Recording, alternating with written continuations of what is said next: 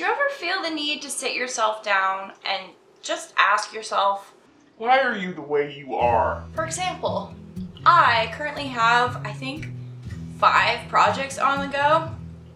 And what did I do? I bought fabric for a new project. Why? Why? Why am I the way I am? Will you sauce me that bag? Sauce. So, essentially, I'm going to be making a New Year's Eve dress. And the dress code is all black. So, naturally, I thought, well, I have to make a dress because of who I am as a person. So, essentially, I have this stretchy black velvety plush something here that I'm going to make a dress out of. Hopefully I can make it really fast because I have all those other projects to get back to. So we're gonna try and make it in a day. We'll see what happens. Let's go. Before making a pattern, I first scoured Pinterest to get an idea for a design I wanted to recreate, and I found this gorgeous dress that looks both cute and pretty easy. I took my waist, bust, and hip measurements and divided them all by 2, as well as the distance between each of those measurements. I marked out the bust measurement first, then placed the other 2 points at the appropriate distance. For the tulip style skirt, I marked how long I wanted the long side to be and how high I wanted it on the short side, which will hopefully make more sense later.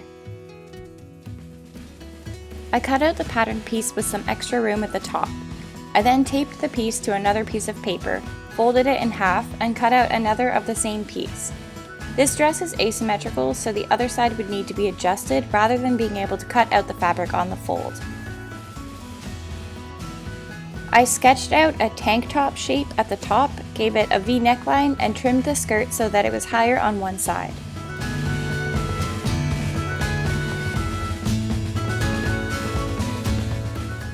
With the front pattern piece made, I laid it out on some more paper and traced around it to get the pattern for the back piece, ignoring the V-neck and tulip skirt. The back would have a rounded neckline and the skirt would be straight across.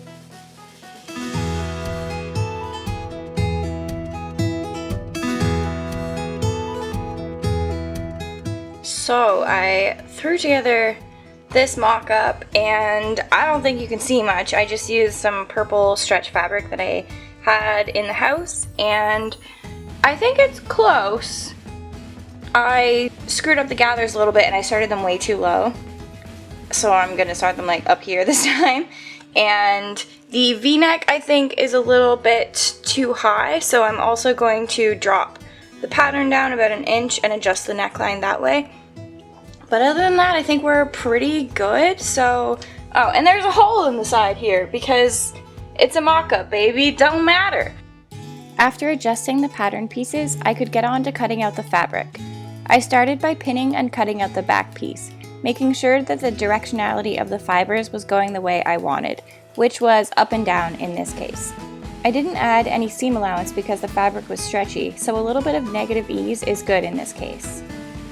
For the front of the dress, I would need 2 pieces, one of the actual dimensions of the pattern piece, which would be the lower layer, and one with the dress even longer on one side. This would be gathered up and would become the top layer. I'm sure this isn't the best way to account for gathers, and the skirt should actually be wider on the gathered side to account for said gathers, but this fabric is stretchy, so it was pretty forgiving.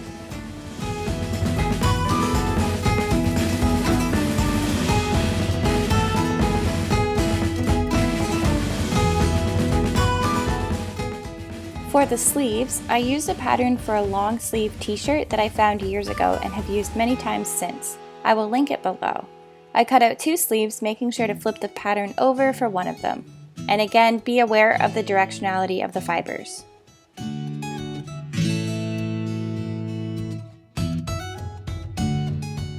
My plan was to sew the 2 front layers together first, so I needed to finish the neckline and hem before moving ahead with the rest of the dress. I folded the edges over twice, then top stitched. I also finished the neckline of the back piece in the same way.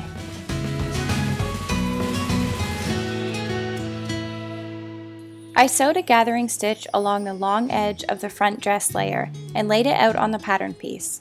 This way I could gather the skirt down to the correct length by following the pattern. After getting it to the length I needed, I adjusted the gathers to my liking. I found they were most flattering when they were all bunched up at the very top, just under where the layers would join together. Now it was time to assemble the front pieces. I laid the gathered piece on top of the flat piece with both right sides of the fabric facing up, and pinned and sewed them together. This way, I would be able to treat them as one piece when it came time to add the back piece. However, I wouldn't be sewing the fronts and backs together just yet. I wanted to sew the sleeves and the side seams in one continuous line, because this is often easier than closing the seams first and then sewing the sleeve head into the arm side later.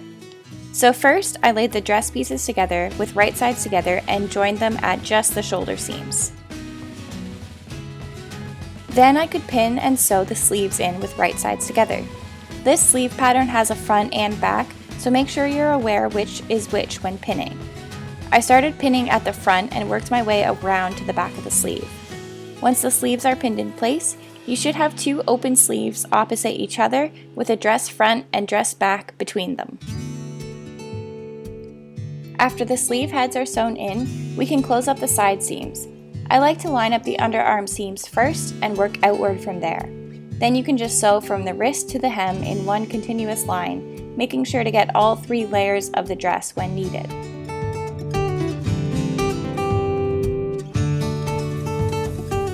After that, all that's left to do is hem the sleeves by folding twice and top stitching.